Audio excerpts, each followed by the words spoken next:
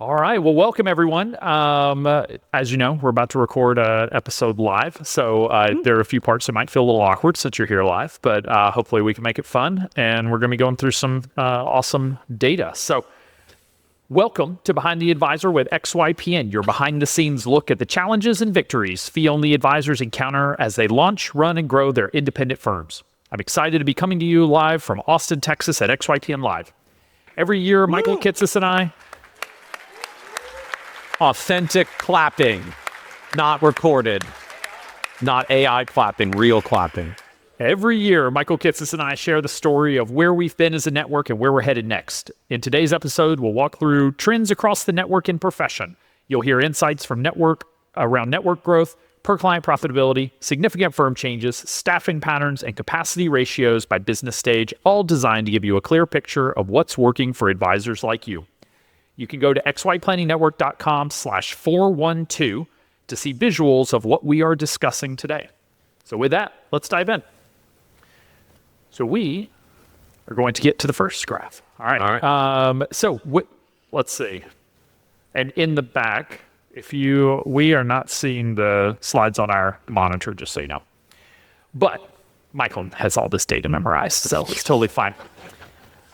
The bars move up to the right. There we go. That's good.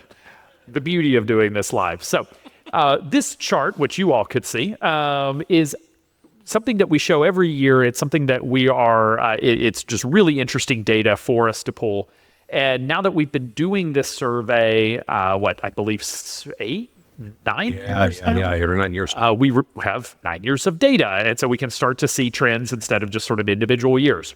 So what this chart is showing you are advisors who joined XYPN basically with no clients. Okay, they are starting from scratch. And so this is showing revenue per year that they've been in business for those who just joined and they just had their first year, to those who have been in the network 6+ years and sort of their journey year over year of their top line revenue. The reason we show you folks who started from scratch is because those who come over with 50 clients kind of skew the data. And if that's you, fantastic.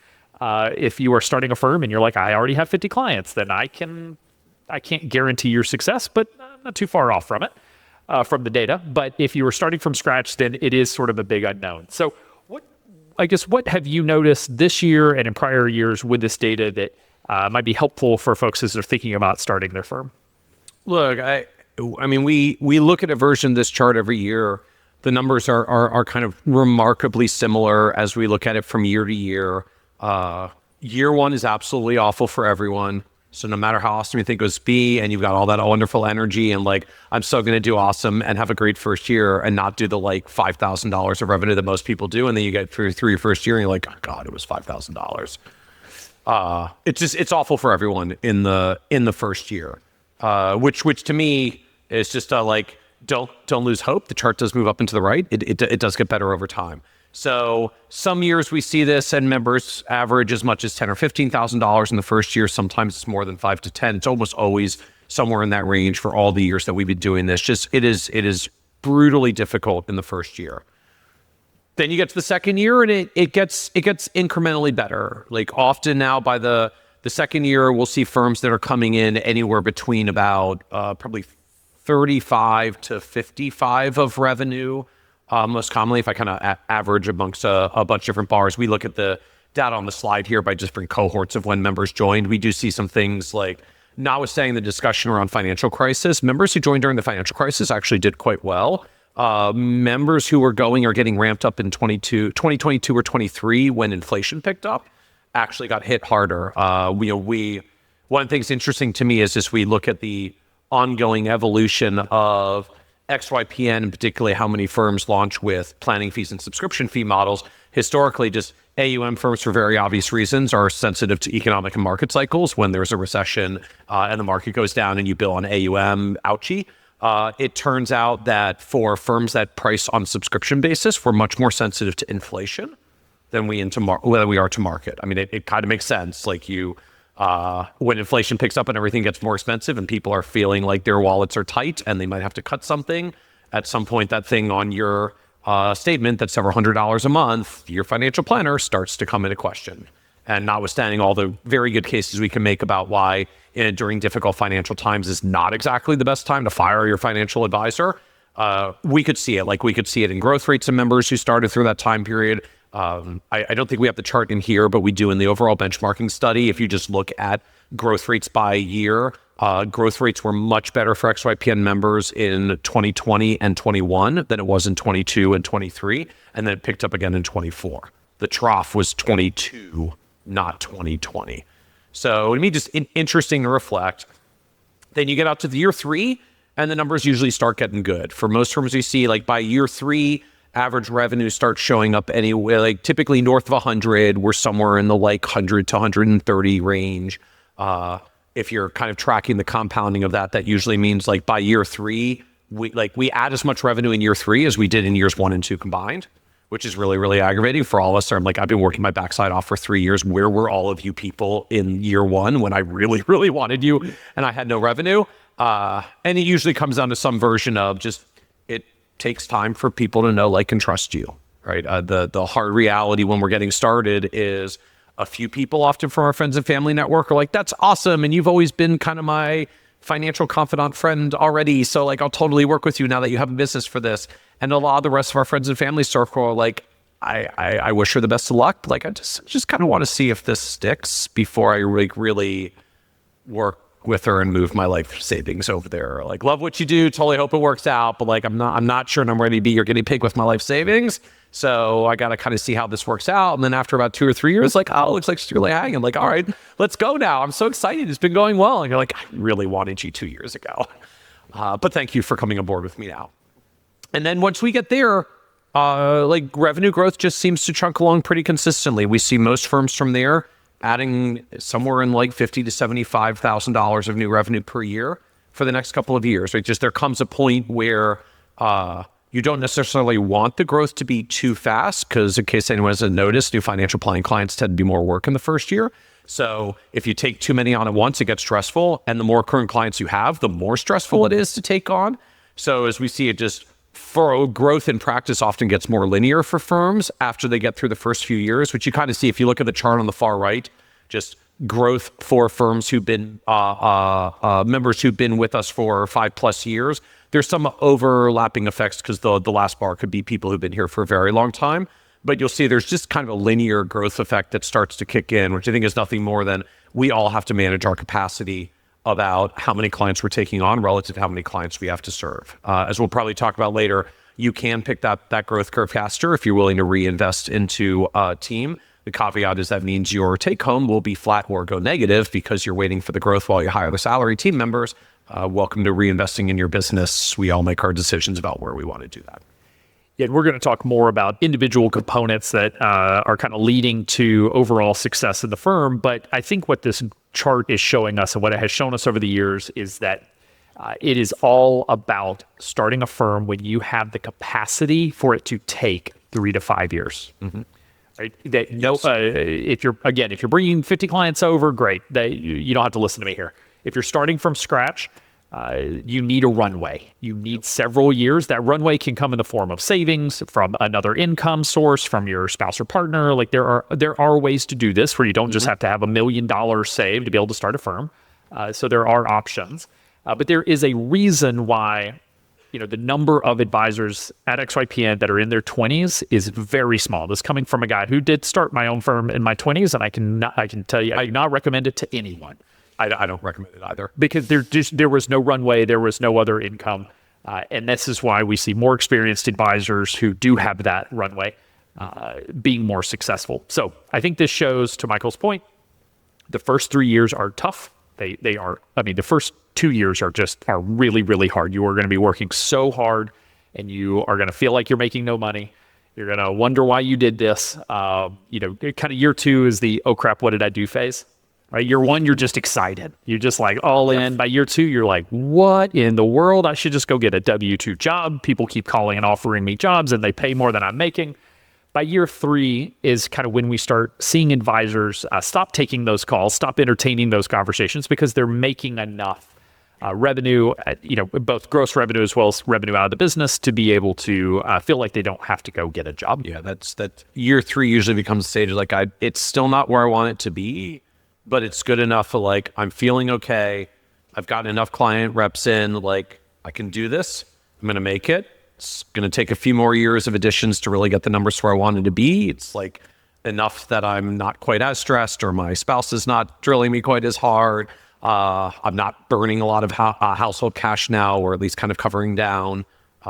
And we get to keep growing. And now it gets a little bit exciting. It's like, wow, every single year of growth from here just adds. And then the compounding kicks in. Eighth wonder of the world. All right. Moving on to the second chart. Okay. So this chart looks at, we asked the question of whether or not folks are a CFP professional, and it shows the difference in sort of average yearly growth for revenue for the firm, for the advisor when they have the CFP versus not. And so really from day one, when we launched XYPN, we were big supporters of the CFP. We really believed in it, but candidly, we didn't have this data. It was kind of a hope and a dream that it would ultimately turn out that we were right, that having the CFP ultimately, maybe if it didn't cause success, it was correlated with success. So I guess when you're looking at this over time, are you seeing a causation effect here, or is this mostly correlation? Or I guess what would you say to that? I mean, so technically speaking, it's a little hard from one chart to make the determination. That being said, like I look at this and a lot of the research that we have on the Kitces end, and frankly, I think there are aspects of both that we're finding. So sort of two things like three related things that crop up here.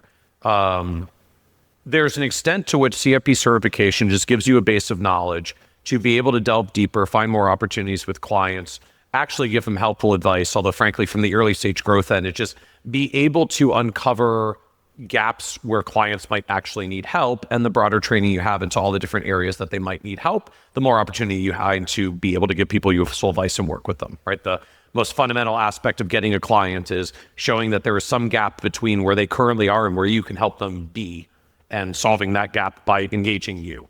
So the more knowledge we have to find gaps and opportunities and be able to give helpful advice to help them, the more likelihood it is that we can do something useful for them and attract business. So there's just some raw like competency from the CFP marks that helps.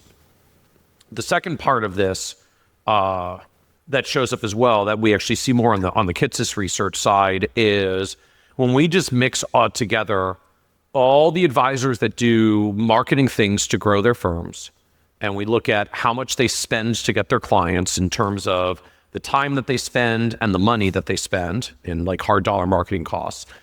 We calculate a version of what's known as a client acquisition cost, which is essentially what are all of your marketing sales expenses together divided by how many new clients you get in a year. And we can figure out on average, like, what does it cost you to get a new client? And overall across the data, we find very consistently client acquisition costs are materially lower, 30 to 40% lower for CFP professionals versus non-CFP professionals. And what that essentially implies is consumers in the aggregate express a preference for CFP professionals over not. They are seeking out CFPs more than not, which means if you have one, you are getting more at bats than you would have if not. And that's how you end up with lower client acquisition costs. For most of us who've done this, rarely do we get the, well, my clients never asked me if I had the CFP certification, a client meeting. I'm like, yeah, because we have this thing called the internet, and they probably would have looked you up. And if they cared, they wouldn't be in the meeting with you. So you don't see, non-CFPs don't see all the people who do realize they didn't have a CFP and just moved on. But when we look at the data in the aggregate, what we find out is consumers are very clearly showing a preference for CFP professionals over not. So I think this becomes a combination of, there's almost certainly a competency effect, just where we're able to delve deeper into client issues and opportunities so that we can grow, do business, grow revenue. There seems to be a consumer preference, which means you're at least greasing the wheels. Like, no, your phone doesn't ring because you have the CFP marks. But when you go and do your marketing things, they seem to all incrementally work a little bit better when you have the comma CFP after your name than when you don't. And in the spirit of correlation, like it's hard, just wearing my like nerd research hat, it is hard for me not to wonder or infer if there is some self-selection bias, self-motivation thing of like, do the people who choose to seek out CFP certification versus the folks that don't choose to seek out CFP certification have some difference in things that are also correlated towards growth, right? Drive, conscientiousness, focus on clients. It could be a bunch of different things, but like, I suspect there's something there as well that colors the numbers a little bit. And I know we don't have the data for this, but I was curious your thoughts on, if I'm an advisor, I'm sitting here, no CFP, I'm in year 3, I see this difference and I see, okay, well, if I go get my CFP, I can earn $20,000 a year more. I go get my CFP. What do you actually think an advisor can expect from that? Do we just see a revenue jump, or is this going to take time? Oh, it definitely takes time. It definitely takes time. I mean, again, there's not a like, I got the marks, now the phone ring, we don't have hard numbers on things like close rates, but if you imagine for a moment, it'd be like, great, the CFP certification, like boost my close rate by 10%, just flat out because I have the comma CFP after my name. It's like, awesome. So if I add up how many like qualified prospect meetings I'm in every year, I'm like, I got one more client per year because I'm seeing 10 or 20 people and I upped my close rate by 10%. It's like I got 1 or 2 more clients. Like, awesome. Compounds in cool ways in the long run, does not dramatically move the needle immediately. What I can tell you from what we see on the Kitces research side of it, though, because I was actually looking at these numbers recently, when we look very broadly across all the samples that we have of CFP professionals versus not, what we find cumulatively over time, average wealth levels of clients of CFP is about 30 to 40% higher than those without. So we end up attracting higher dollar, more complex clients. So whether you're working on a subscription retainer model or an AUM model, just people with more financial wherewithal to pay typically pay higher fees on average. Like, they got more complexity, they're willing to pay more for your time and expertise. They got bigger problems to solve, and they're willing to write bigger checks to solve them. So if you move up market in client affluence, you end up with higher fees, higher revenue, and not coincidentally tying directly to that, we see average take-home income in the aggregate for CFP professionals 30 or 40% higher than non-CFPs. Again, that is very much not a like, I got the marks and next year I'm supposed to get like 40% more clients than everybody else who is getting them. But when we look over people's career arcs, like that's the gap difference, which is take any professional's income and what they earn, take 30 or 40% of that, multiply that by your career length. Like, that CFP is a really, really good ROI if you're going to do the math on it. But it does take years to play out. Although, as we see even from some of the data here, like, these are non-trivial differences in just raw new revenue growth that we get. And when our benchmarking team does this, I always ask them, like, please show it in dollars, not percentages, because percentages get kind of fun and weird when the denominator is small. I'm just like, dollar for dollar, pound for pound, like, who's bringing in more revenue? And this is what we end up with. Yet if we assume that it's not literally, I got the CFP, therefore I'm making more money, it's more sort of an indicator of experience and confidence and knowledge. If for anybody who is listening to this episode, who's in this room, who maybe is thinking about starting a firm, I get this question a lot of, hey, I'm a year, 2, 3 years out. What can I be doing today to set myself up for success? And in my answer, I have a few different things I would recommend, but one of them is, if you don't have the CFP, I highly recommend you get it. There is no better time. You do not want to be trying to study for the CFP while you are starting a business. It is overwhelming. There's so much to do. And so go get your CFP. And if you have the opportunity, if you have not taken any classes, what I think the CFP is 7 courses, I'm like, well, you might as well go ahead and get your master's while you're at it and learn even more. And there's some wonderful programs that have online master's degree programs, University of Georgia, where I went, Kansas State, Texas Tech. There are others. You can go to CFP Board's website and find those.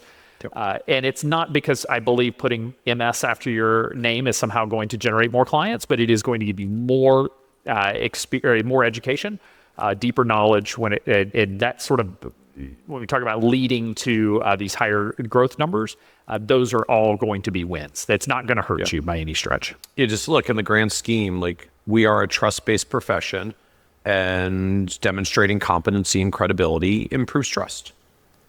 It's like, it's kind of the reality of it. The bad version of that is why there are a lot of designations in our industry, some of which are fairly questionable. They at least are pretty good on the credibility end, because consumers don't know which one the good ones are and the bad ones are. It's not so good on the competency end because they don't actually teach you that much. And some actually really do. And CFP marks are pretty well demonstrated for it now. So bottom line, get your CFP. And if you can't afford to take the exam, let us know, because we have a scholarship program where we pay for 30 advisors to take the CFP exam every year. So 10 per cycle. All right, moving on to our third chart here. Oh, now we're getting into nerdy data. Yeah, Sweet. so there's a lot of data on this, so we'll have to kind of piece it out for folks who are listening in. And again, if you go to xyplanningNetwork.com/412, you can see these charts and graphs. So we're looking at figure 3, which is median per client profitability and the total average profit margin from 2016 to 2024.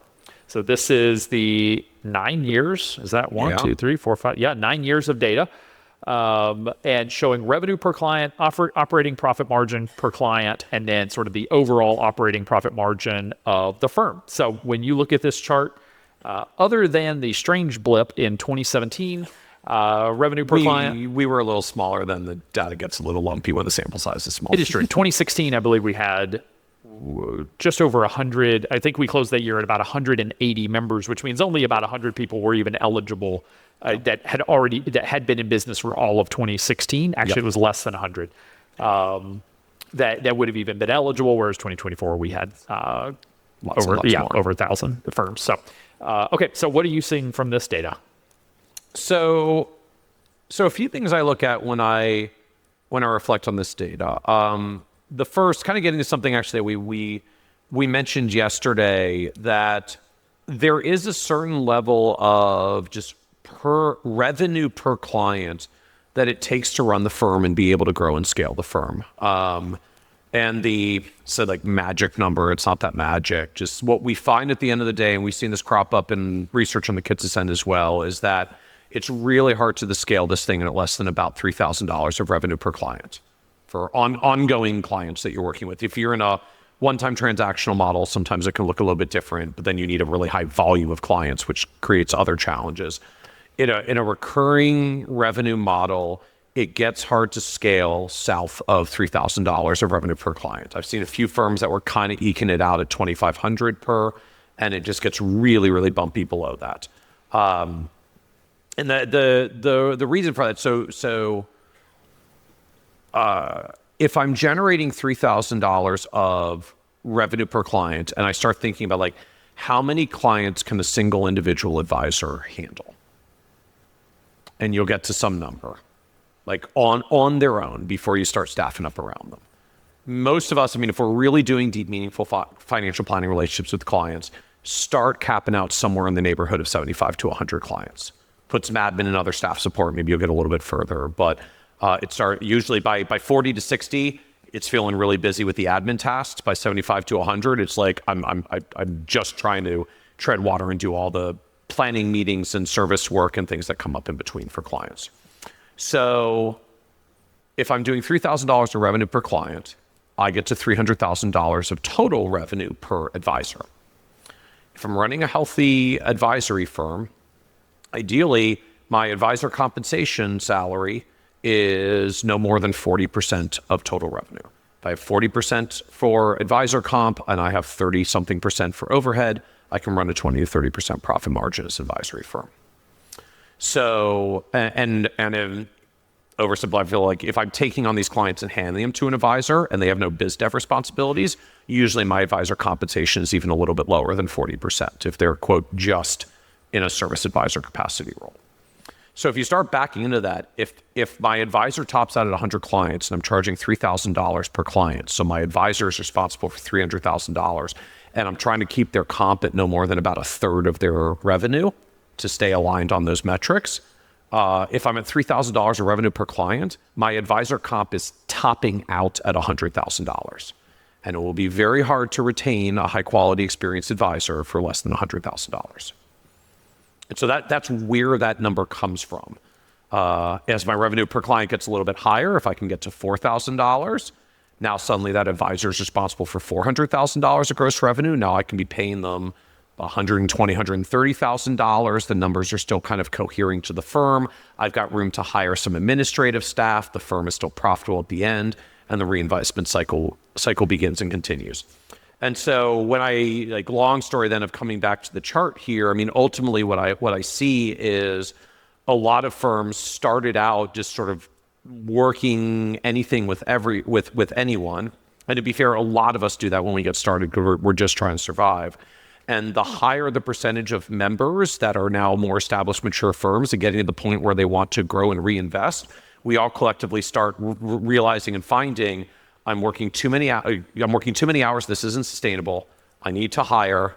I don't have enough revenue to hire, even though I'm at capacity. Why am I at capacity and I don't have enough revenue to hire? The answer is because I'm not charging enough per client to make that work. And then we start making adjustments.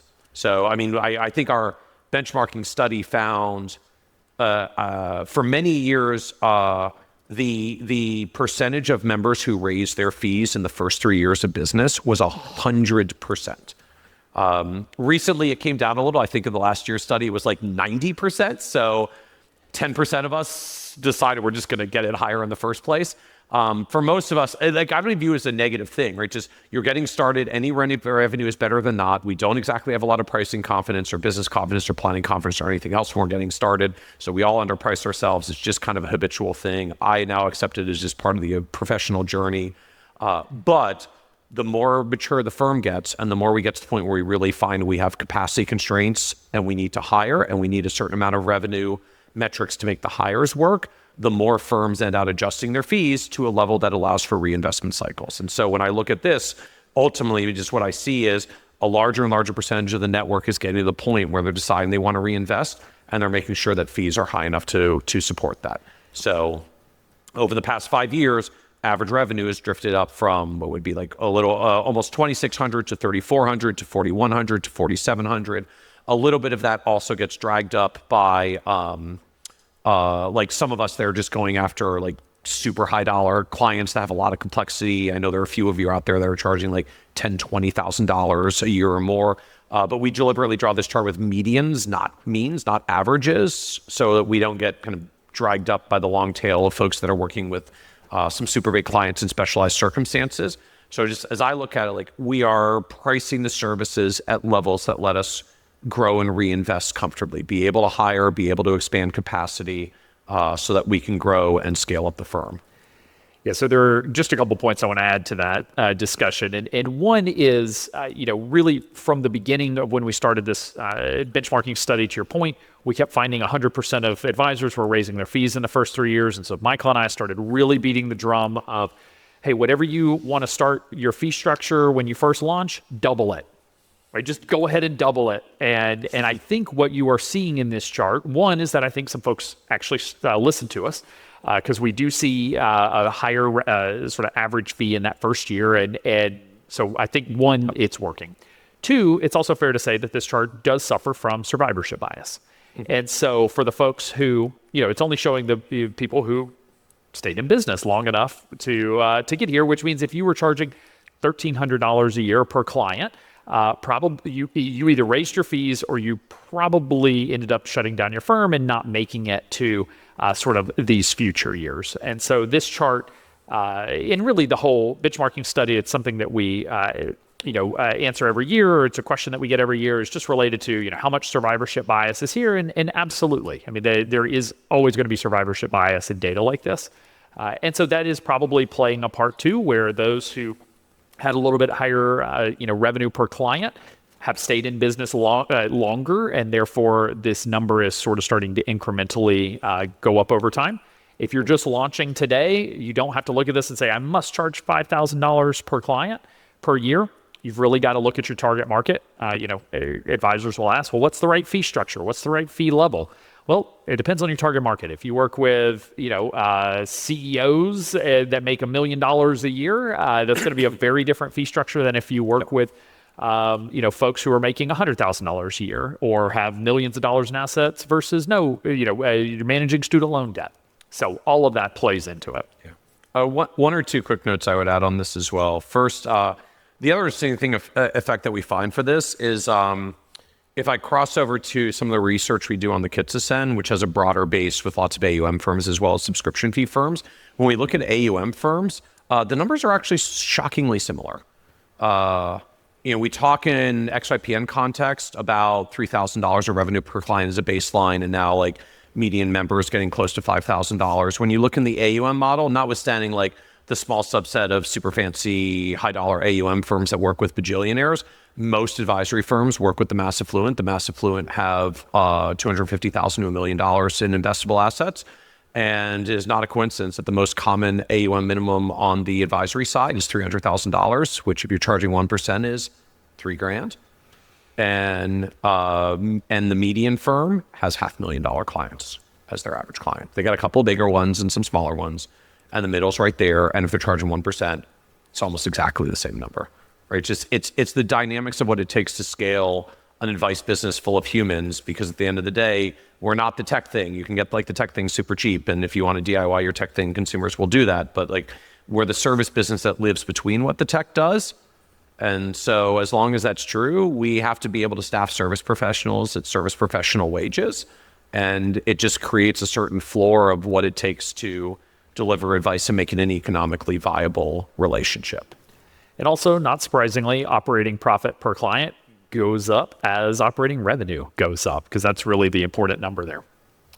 All right, moving to our next chart. What this table 2 shows is the percent of the study participants who made a quote unquote significant change in their firm. So we asked a lot of different things of did you do this year, yes or no? And then we broke this chart out into launching, building, and scaling.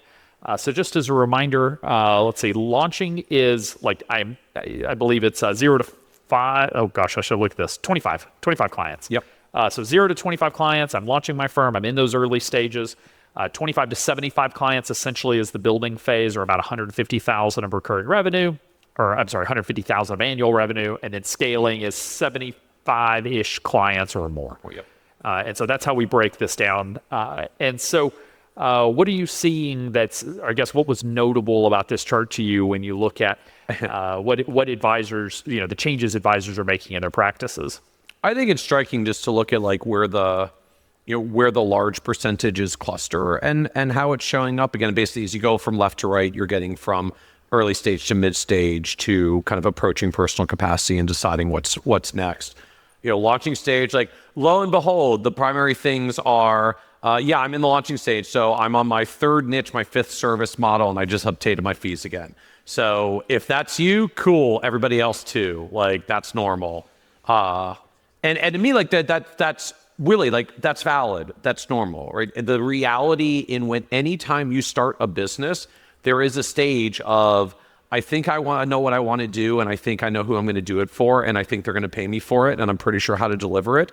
And then you go and like dream meets reality, and you just start adjusting and figuring it out. Like, I thought I was going to like working with these people. I had a friend who had started out like super focused on the divorce niche, and she was like, that's going to be my thing. Like, I've been through a difficult situation. I really want to help women who are going through a divorce. And then she started down that road, and she was like, I just feel really depressed. Like, they're so stressed all the time, and I'm like taking their stress onto myself. And like, I'm not enjoying, like, I really want to help them, but like, I'm contributing so much positive energy and taking back so much negative energy that I just don't enjoy working in this segment. So much love to those of you who have done it successfully. There's an incredible emotional balance regulation thing you are managing to deal with people that are going through some really difficult times. She just came back. She's like, I was so set to, like, this was my thing. I was like, I just realized I don't really enjoy working with this segment. And so then she went and found another area to specialize in and focus on. So said another way, these first 3, they changed their niche or their target market. They updated their fees. They changed their service model. That is finding product market fit. Yeah. Yes. That is the experimentation. Yes. If you haven't read The Lean Startup by Eric Ries, highly recommend it. It is all about that process of finding product market fit. Yep. And then once it hits, it hits. And then it hits, and you get in the scaling, you get into the building phase, and everyone realizes they underpriced. I mean, there it is. People start buying. There it is. Suddenly you're 2/3 of all firms, after they got to 25 clients, went, oh crap, I didn't charge enough. And not coincidentally, about 1 in 6 of them are starting to hire, because usually what happens is things get busy, you realize you're not charging, things get busy, you want to hire, you look at your books, you can't hire, you say, why can't I hire? It's so busy. and you realize that you undercharge and need to raise your fees. And you do. Cool. And again, like I would even characterize that as part of the normal progression. I wouldn't feel bad about it. I mean, it's like the biggest thing I would say to any folks out there, including those who are listening, who are like not launched yet and looking at this, like, look, here's what I'd say. If you want to charge lower in the first few years because you're just trying to get comfortable, you're just trying to get out there, you need to get revenue going, you are so gracious and thankful for anybody that's willing to actually hire you in that first year, that's awesome. Price wherever you need to price to get them. Here's the one thing. This is the most important thing. Here's the one thing. Do not say, and you can have this fee forever. Just don't say it. You're going to want to. You're like, I'll only charge you $1,200 and you can keep that fee forever. Like it just like pops right out of your mouth before you can stop yourself. Don't say it. You don't need to say it. I promise you, when they are trying to decide whether like do this experiment and hire you when you just became an advisor and they're not even sure if you're going to survive and be around in 12 months, no one is judging you by whether you're going to keep this fee in the decade of the 2050s. They don't care. It is literally not a factor in their evaluation of whether to work with you right now at all. So price where you're going to price, just give them a number, whatever you feel is fair, appropriate at the time. Do not commit yourself to keep the fees low forever. They don't need it. It's not going to drive their decision. It will box you into uncomfortable corners later that you will not want to back out of. And really, ultimately, I find like the biggest problem is not that we start low and raise our fees. It's when we start low and we pigeonhole ourselves into not being able to raise our fees when the time comes. So give yourself the room and grace to be able to get to a point to say, now that we are better established with our client base and we're very clear about what it takes to deliver our services, I love working with you, but we need to adjust our fees to reflect the reality of how much work we're doing for you and all the value that we created for you, and our new fee is blank. And the reality is you're terrified all of them are going to say no, and basically all of them are going to say yes, except one or two. One will be a bummer, and the other you'll be thankful because you really didn't want them anyway, so it was a good excuse to get rid of them. And for those of you who are looking at this, particularly if you haven't launched yet, you're thinking about it, I would highly recommend, based on the Lean Startup, there's a course called the Business Model Canvas, and it is essentially a one-page business plan with like 9 different sections, and it is essentially finding product market fit. If you go to YouTube, you can look up the videos. They are from like the early 2000s, so you can chuckle at the clippy art, PowerPoint presentations. But still super important sort of education in terms of how to go through this iterative process a little quicker. So if you don't want to get stuck in this phase of trying to find product market fit, highly recommend the Business Model Canvas. I think the last thing worth saying is as we approach scaling phase, I think this is obvious and makes sense, but our service model is dialed in. Yep, we've kind of figured out what our service model. We keep raising our fees because we are now hitting a scaling phase where we realize we should have been charging a little bit more. 2/3 of members raised their fees in the building phase, and the other third got to the scaling phase, started to hire, and then raised their fees. And then we start hiring people, which makes sense. We're now at a revenue point where we can hire folks. And once you have team members who you have hired, some of those team members get fired. And so those are the bigger numbers that we see there. All right. Is this fifth graph is figure 22, the percentage of advisors leveraging in-house versus outsourced staff and their number of clients. Again, this is looking at the launching phase, the building phase, and the scaling phase, and what percentage of those advisors have outsourced business development, client meeting help, client prep, financial planning prep, office admin tasks, and then it also shows the number of clients.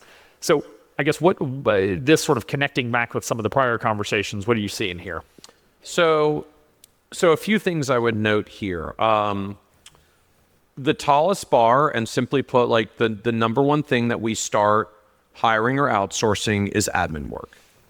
Transition the admin work first. For anyone that's read like Dan Martell's Buy Back Your Time, which if you haven't, actually very, very highly recommend. Yep. They highlight the same thing. Like the first thing you get rid of is the administrative tasks. We find this in our benchmarking research on the Kitces end as well. When we look at progression of hiring for firms, the most productive firms, the first hire they make is admin.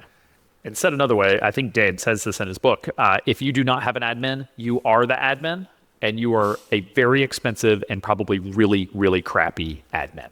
Yeah, I mean, even aside from the cost dynamics, I mean, most of us got into this business to serve clients, not to do paperwork. So it also, frankly, just has like a happiness lift for most of us, I think, to get rid of a lot of that paperwork, tasky stuff, right? Which you said you found, right? Like happiness for advisors goes up when they make that first admin hire. Oh yeah, we're working on a fresh version of our advisor well-being study right now, and we found. Still parsing through the data, but when we look at like the difference between advisors that are like thriving with wonderful well-being and the advisors that are least happy, the number one biggest difference that pops out in the data is the amount of hours that's spent on administrative tasks. The unhappiest advisors work 8 more hours than the happiest advisors, and 6 of the 8 hours are admin work. Or said another way, is the happiest advisors get rid of admin, and that sheds enough hours that they work fewer hours and feel really happy in their businesses. No, it's not the magic formula. There's some other things that happen in life as well. If it was only so simple. But getting rid of the admin work really matters. And just as you can see from the chart here, like, and most of us have figured that out because that actually is the most common thing that we hire or outsource or delegate down. And often it shows up a tiny bit in the launching phase, where some of us at least do part-time fractional virtual assistants maybe, and it really starts to show up in the building phase. Again, as I think I mentioned earlier, like somewhere around 40 clients, you start to go like, there's just a lot of stuff. I used to come in every day and there was like a client phone call or email to return, and then I could just dig into some planning things. And now I come in every day and there's like a task list. If you're good at making task lists. If you're not, you're just going like, crap, I think there were things I was supposed to do today. I should find someone who helps me make task lists because that's not my gift. It really starts to show up somewhere around 40 clients. Sometimes a tiny bit earlier or later, depending on how efficient you are with your own tech and systems. But that's basically the middle of the building phase, 25 to 75 clients. So admin really starts to show up there, and then it becomes fairly ubiquitous in the scaling phase, although as I think we'll talk about with some subsequent slides as well, part of me is actually slightly concerned that it is not 100% in the scaling phase, it's 83%, which means about 1 in 6 of us are already north of 125 clients, and we still have not hired anyone to do administrative tasks, which means either I'm doing it or I hired associate advisors, and I have very expensive admin people that I'm calling associate advisors and giving admin work to, which is not ideal from a business end because that's an expensive way to get admin tasks done, and frankly starts to create some retention issues because upwardly mobile, professionally oriented, aspiring CFP professionals are not big fans of doing admin work either, for mostly the same reasons that a lot of us don't like doing it. Yeah, usually not very good at it. I remember when I was working as an advisor in a firm, and they're like, all right, here's all the paraplanning tasks. I'm like, I wanted to be a lead advisor. And they're like, no, you have to do the paraplanning stuff. I'm like, no, I'm terrible at that work. I want to be a lead planner. So one other thing I do want to note about this is that this is not necessarily showing up in the data, but just from my personal experience running a business is that looking at this, you cannot simply skip the phases either. You can't just go hire a full-time admin staff and suddenly like everything works great. You will have to go through the phases. Now, there may be, if you're struggling, I hope what you're seeing here is like, oh, these are the things I can't outsource. My peers are outsourcing these tasks. But if you're just starting out, you have 2 clients, please do not go hire a full-time admin staff. All right, you're not ready for it. Yep. All right, and our last graph table that we wanted to go through, this looks like a small amount of data, but has big connotations and lots of conversation that we could have about it. And that is staff capacity ratios by business phase. I'm thinking back, it was 2 or 3 years ago, you gave a keynote presentation specifically on this topic of hiring and revenue per advisor and revenue per staff member and that sort of thing. And so just really interesting to kind of see this, and I want to talk about sort of how this has changed, I guess, over the last several years. So what this is showing is clients per advisor as well as clients per total staff. So clients per advisor, number of advisors in your firm. If that's just you, that's 1. If you've got 2 advisors and total, clients per advisor, and then separately clients per staff. So if we look at launching, building, and scaling, obviously we see the clients per advisor going up. We see the clients per total staff going up. So what about this chart is interesting to you? The numbers are a little low on the scaling end. The real focal point of this chart to me is the scaling phase. The numbers are not terribly meaningful in the first two phases because the reality is it's not like I've hit my capacity and now I'm hiring around it. Like, why does the average firm have only 10 clients per advisor in the launching phase? It's because they only have 10 clients. So they are fully employed with every single client that they've got, and they probably have a good amount of spare time on their hands because it only takes so much time to service 10 clients. Ditto to some extent into the building phase. At this point, I think our median member in building phase has like 40 something clients. I've hired a part-time VA to help me with some of the administrative tasks. I got 40 clients, 1.5 staffers. It's about 24 clients per, and like there we are.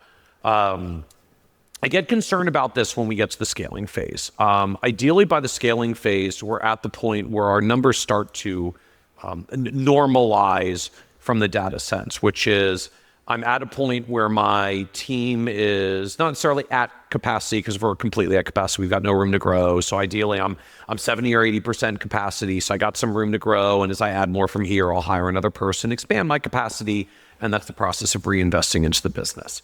So that in and of itself, it's fine. And the raw numbers themselves, like how many clients per, is a little bit rough here because you can't really figure out what a normal number of clients per advisor is until you know what revenue they are. I mean, like if you got 44 clients per advisor and you're working with bajillionaires in a family office, that's amazing. Like some family office people cap out at 10 clients. If you're at 44, that's awesome. If you're working with young professionals who pay you $250 a month, $3,000 a year, that's a little rough. Like that means your gross revenue per advisor is like $130,000. So if it's not you and you're paying them anything, there's like no money left for admin, staff, overhead, and certainly not for profit. And if we get back to the earlier numbers, while median fees and median clients don't perfectly match up, it at least gives us a neighborhood. As we saw earlier, like median fee revenue per client, it was a little under $5,000. And so when I look at a chart like this, I'm like, so that means my clients per advisor, 44 clients, we'll call $5,000 of revenue per just to make the math a little bit easier. We're running $220,000 of revenue per advisor. And as I said earlier, at the end of the day, the numbers have to add up to be able to pay a fair rate salary to your staff, or you're going to have some problems. And so I look at this and like I get worried that even in scaling phase, some of us are still a little bit low. Or my concern is there's a segment of us that have priced up to the point that we can reinvest in a team and salary, and there are a segment of us who have not gotten there yet. And we're now going to start really feeling the pressure of it's really busy and there's a lot of stuff to do for clients, and there's just not a lot of money left at the end of the day to hire. And if I do hire because I don't want to work a bajillion hours, I've got some pretty good revenue in my firm, and like I'm really not making much. And I know there are a few of you out there, like I've got, you've got like 4 to 6 team members and $500,000 to $800,000 of revenue, and you're taking home less than 100. Because ultimately it comes back to fees aren't high enough. And, I wish that wasn't the case. I know a lot of us do this because we're trying to expand accessibility. We talked about this a little bit in the opening keynote as well. But there does come a point where, like, I'm all for the accessibility end as well. But at the end of the day, we do run a service business, and service professionals need time to do the work and need professional wages to do what they do. And unfortunately, that just builds a certain layer of cost in. If consumers don't want to pay that, I hope like Origin and some of the others doing super cool AI-driven DIY tech will help some of the people that can't afford an advisor. And I know some members out there are experimenting with pro bono app models and other ways to do it. But otherwise, just you have to get revenue per client to a point that the business is able to scale. And at the end of the day, you can try to solve some of this with tech, but your tech is not going to magically double your productivity. But moving your fees from $1,500 to $3,000 will, because you just literally double the revenue when you set the new price. Probably like 6x your margin because it's margin when you raise your fees. You'll 6x your margin because it drops the bottom line. So I worry about this as I look at the chart that, knowing most of us are not working with very, very high dollar clients where we're getting $10,000 or $15,000 of revenue per client. I worry a little bit that these numbers look low. And so either most of us have tons of capacity, or on average, our fees are still coming in a little bit low relative to how much work we do for the client. Because look, if for a few of you are going to come and say like, no, really, for like the service and the amount of work we do, like this is where we are in clients. I'm like, awesome. If that's the amount of work you're doing, like just charge the client for the actual amount of hours that you're spending. And whatever that adds up to, we'll put the math in a good place for the firm. What caught my eye about this is I was expecting a much higher ratio of clients per advisor than clients per total staff. I was expecting to see more like a 1-to-1, which means a clients per advisor would be double what the clients per total staff. And I want to dig into this a little bit more, maybe in our next benchmarking study, because anecdotally in conversations that I'm having here at the conference, I've heard a few different things that make me think, oh, I wonder what is actually causing this. One is I talked to some advisors who have tried to hire administrative staff and it just hasn't worked out. That they have high turnover, you're not able to keep those folks, and so you've tried and you just haven't been able to figure out how to hire and retain those folks. So that's one group.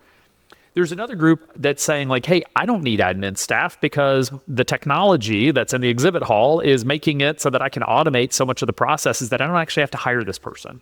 And so it'll be really interesting to see if the technology essentially like fully replaces the administrative staff, and if that maybe it's the technology that's causing these numbers to start converging a little bit.